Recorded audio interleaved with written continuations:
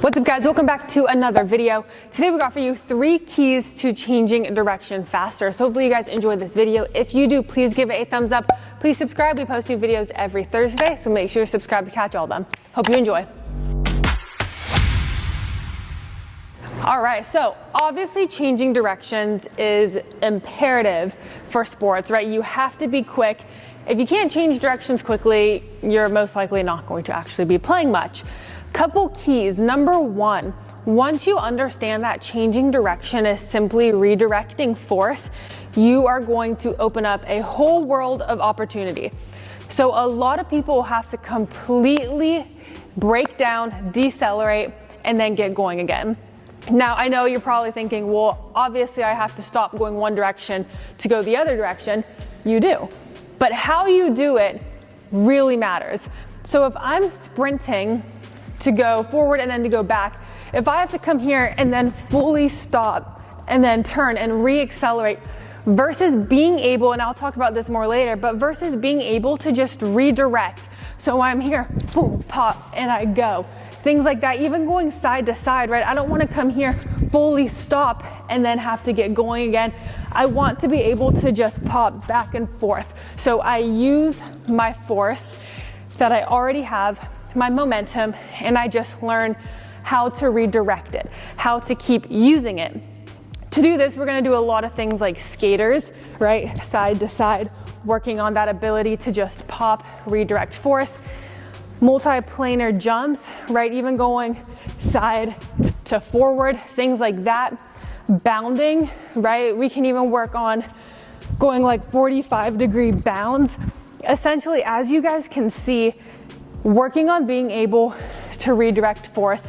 We have a couple other videos talking about this as well. I will link them, and with more like change of direction stuff and drills where we're working on that ability to put force in while still utilizing momentum. Hurdles are great for this as well. So make sure you understand that utilizing momentum and redirecting force is going to set you up for a much faster change of direction. Number 2, get strong. There are so many people out there who say that strength training is overrated. You don't need any of it to be athletic. And you know, there's always going to be outliers, but plain and simple, get strong. If you can handle eccentric loading, you are going to be able to change directions way, way better. Anytime we change direction, it's a stop and it's a start. So we have to be able to handle that stop. Those who can decelerate faster, who can handle that, who can do it quicker, are going to be able to re-accelerate faster. And that's one reason why it's so important to redirect force, because it's so much faster. You can still utilize a little bit of energy, but at the heart and soul, you have to be strong eccentrically, right? If you cannot handle force as you're lengthening, because when we are decelerating, we are lengthening, right? You have to be strong enough to handle that, because if you aren't, all that energy is going to dissipate. You're not going to be able to utilize that. You are on your own, probably most likely not going to be able to handle it. And that's when you see a lot of people, yes, probably poor mechanics, but a lot of people like here, and then they're one of those, right? Yeah, they're loading up their wrong leg, but they're not strong enough to load. Or even if you're having to decelerate really fast, like one of these, boom, you're not strong enough to handle it. Even in that position, you're not strong enough to handle it. No matter what it is, even if we're talking about changing direction, going vertical, right? Like an approach jump, running to jumping, that is a change of direction. Are you strong enough to be able to put force into the ground and redirect it? In order to work on this, like I said, build your eccentric strength.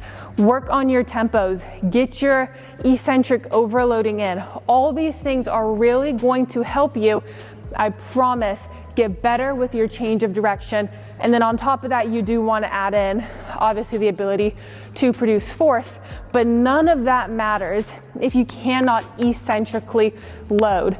I say it all the time, you cannot build a house on a poor foundation. Build that strength, and then the rest will come on top of it.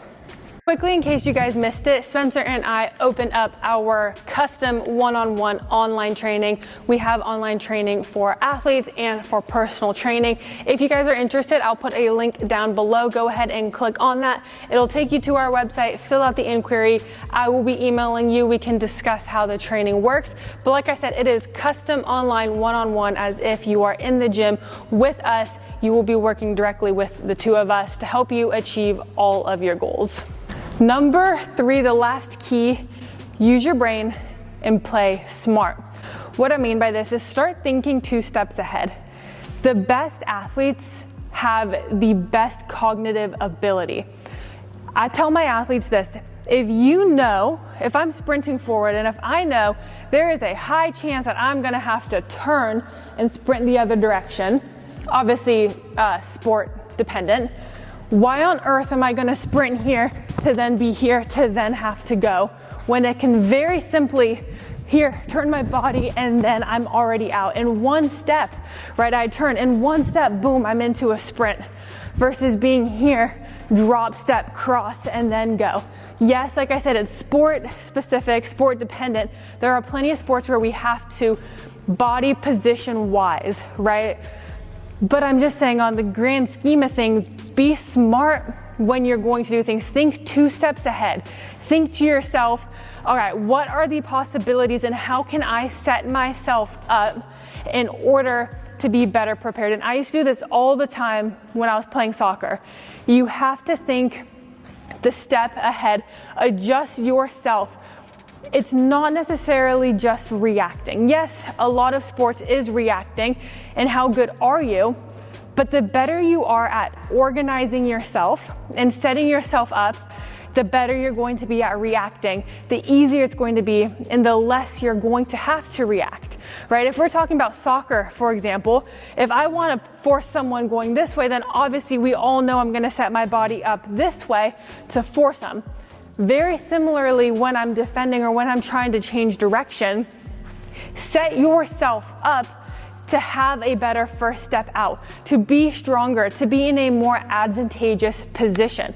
And a lot of that comes through training. A lot of that comes through that cognitive ability. So make sure you're working on that, because I guarantee you that is going to make a big difference in your training and in your sporting greatness. Hopefully you guys enjoyed that video. Hopefully it helps. Make sure you are checking out our online training and check out our members only stuff. We got 3 tiers, lots of different things you guys can pick from. So make sure you're checking that out. Get all of those special perks, special content, special stuff. Thank you guys for watching. See you in the next one.